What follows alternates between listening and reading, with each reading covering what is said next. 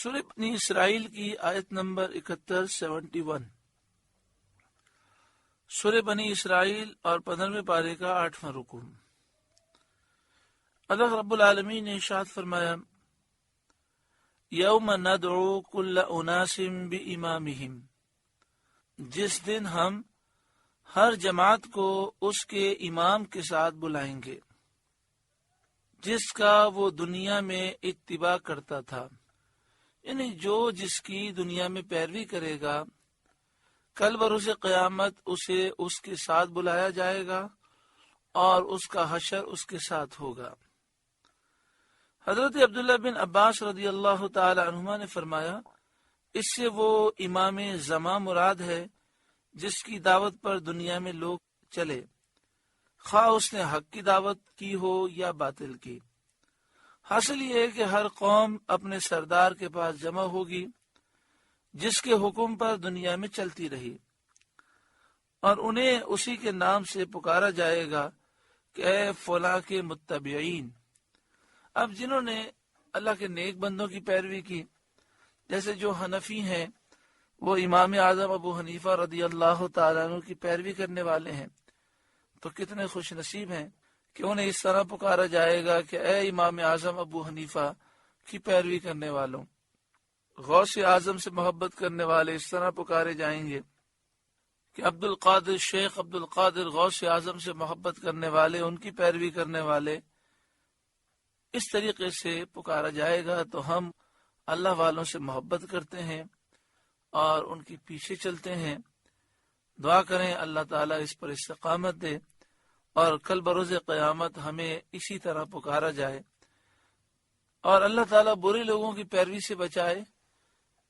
کہیں ایسا نہ ہو کہ برے لوگوں کی پیروی ہم کرتے رہیں اور پھر ہمیں ان کے ساتھ پکارا جائے۔ یوم ندعو کل اناس بامامہم، جس دن ہم ہر گروہ کو، ہر جماعت کو اس کے امام پیشوا کے ساتھ بلائیں گے۔ فمن اوتی کتابہ بیمینہ، تو جو اپنا نامہ سیدھے ہاتھ میں دیا گیا، یعنی جس کو نامہ اعمال سیدھے ہاتھ میں ملے گا، فاولئک یقرؤون کتابہم، یہ لوگ اپنا نامہ پڑھیں گے، اپنا نامہ اعمال یہ پڑھ کر سنائیں گے۔ نیک لوگ جو دنیا میں صاحب بصیرت تھے اور سیدھے راستے پر رہے، ان کو ان کا نامہ اعمال سیدھے ہاتھ میں دیا جائے گا، اور وہ اس میں نیکیاں اور عبادتیں، طاعتیں دیکھیں گے تو اس کو ذوق اور شوق سے پڑھیں گے۔ اور جو بدبخت ہیں، کفار ہیں، ان کے نامہ اعمال الٹے ہاتھ میں دیے جائیں گے، وہ انہیں دیکھ کر شرمندہ ہوں گے اور دہشت سے پوری طرح پڑھنے پر قادر نہ ہوں گے۔ یہاں پر حضرت مفتی احمد یا خان نعیمی علیہ رحمہ تفسیر نور العرفان میں 2 نقطے لکھتے ہیں۔ آپ فرماتے ہیں کہ قیامت کے میدان میں، قبر میں، جنت میں، ہر جگہ پر جو زبان بولی جائے گی وہ عربی ہوگی، تو سب لوگوں کو عربی زبان آ جائے گی، اور نامہ اعمال بھی عربی میں لکھے ہوئے ہوں گے۔ جو دنیا میں ان پڑھ تھا وہ بھی وہاں پڑھنا سیکھ جائے گا، اور لوگ وہ عربی میں لکھے ہوئے نامہ اعمال پڑھیں گے، اور اس کے پڑھنے میں انہیں کوئی مشکل نہ ہوگی۔ لیکن جو گناہگار ہوگا وہ جب نامہ اعمال میں گندگیاں دیکھے گا تو شرم کے مارے وہ پڑھ نہ سکے گا۔ وَلَا يُظْلَمُونَ فَتِيلًا، اور دھاگے برابر ان کا حق نہ دبایا جائے گا، یعنی ان پر ذرہ برابر ظلم نہ کیا جائے گا۔ ثواب اعمال میں ان سے ادنا بھی کمی نہ کی جائے گی، ہر نیک عمل کا پورا پورا ثواب دیا جائے گا۔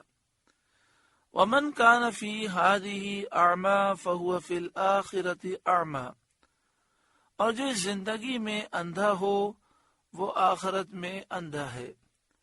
وَأَضَلُّ سَبِيلًا، اور بھی زیادہ گمراہ۔ یعنی جو دنیا میں حق کو دیکھنے سے اندھا ہے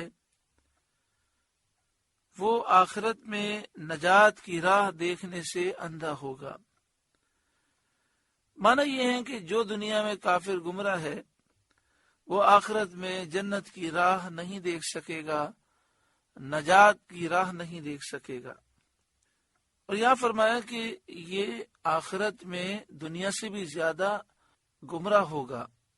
یعنی دنیا کے اندر تو انسان کتنا بھی گناہگار ہو، کافر ہو، توبہ کا دروازہ کھلا ہوتا ہے، نجات کی راہ کھلی ہوتی ہے، لیکن جب انسان کفر پر مر جائے تو آخرت میں نجات کا کوئی دروازہ کھلا نہیں ہوگا، وہاں نہ وہ توبہ کر سکتا ہے نہ ایمان لا سکتا ہے۔ وَإِن كَادُوا لَيَفْتِنُونَكَ عَنِ الَّذِي أَوْحَيْنَا إِلَيْكَ، اور وہ تو قریب تھا کہ آپ کو کچھ لغزش دیتے ہماری وحی سے جو ہم نے آپ کو بھیجی، لِتَفْتَرِيَ عَلَيْنَا غَيْرَهُ، کہ آپ ہماری طرف کچھ اور نسبت کر دیں، وَإِذًا لَاتَّخَذُوكَ خَلِيلًا، اور ایسا ہوتا تو وہ آپ کو اپنا گہرا دوست بنا لیتے۔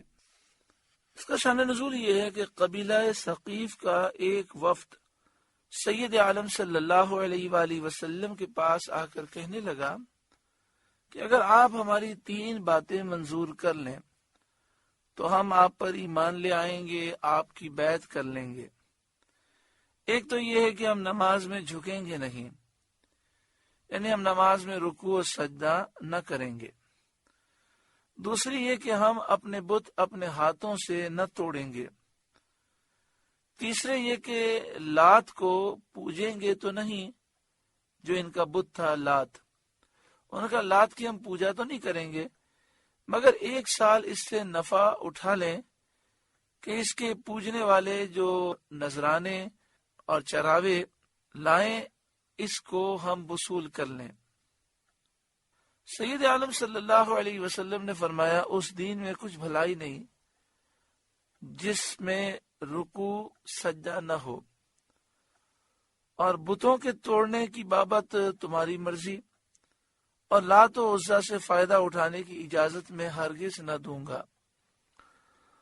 وہ کہنے لگے یا رسول اللہ صلی اللہ علیہ وآلہ وسلم، ہم چاہتے یہ ہیں کہ آپ کی طرف سے ہمیں ایسا اعزاز ملے جو دوسروں کو نہ ملا ہو، تاکہ ہم فخر کر سکیں اس میں۔ اگر آپ کو اندیشہ ہو کہ عرب کے لوگ شکایت کریں گے تو آپ ان سے کہہ دیجئے گا کہ اللہ کا حکم ہی ایسا تھا۔ اس پر یہ آیت نازل ہوئی۔ اس آیت کریمہ میں بیان کیا گیا کہ کافروں نے پورا زور لگایا اور وہ بظاہر یہ کام کرانے کے قریب تھے، لیکن چونکہ نبی اکرم صلی اللہ علیہ وآلہ وسلم کو اللہ نے محفوظ پیدا کیا، معصوم پیدا کیا، اور آپ کو کوئی راہ حق سے ہٹا نہیں سکتا، اس لیے کافر ناکام ہو گئے۔ وَلَوْلَا أَن ثَبَّتْنَاكَ لَقَدْ كِدتَّ تَرْكَنُ إِلَيْهِمْ شَيْئًا قَلِيلًا، اور اگر ہم آپ کو ثابت قدم نہ رکھتے تو قریب تھا کہ آپ ان کی طرف کچھ تھوڑا سا جھکتے، یعنی اگر ہم نے آپ کو معصوم پیدا نہ کیا ہوتا تو آپ جھکتے، لیکن چونکہ آپ کو معصوم بنایا تو آپ کا ان کی طرف جھکنا ناممکن ہے۔ جیسا کہ قرآن مجید فرقان حمید میں ایک مقام پر یہ ہے کہ اگر کئی خدا ہوتے تو پوری کائنات برباد ہو جاتی، چونکہ کئی خدا کا ہونا ناممکن ہے اس لیے کائنات برباد نہیں ہوئی۔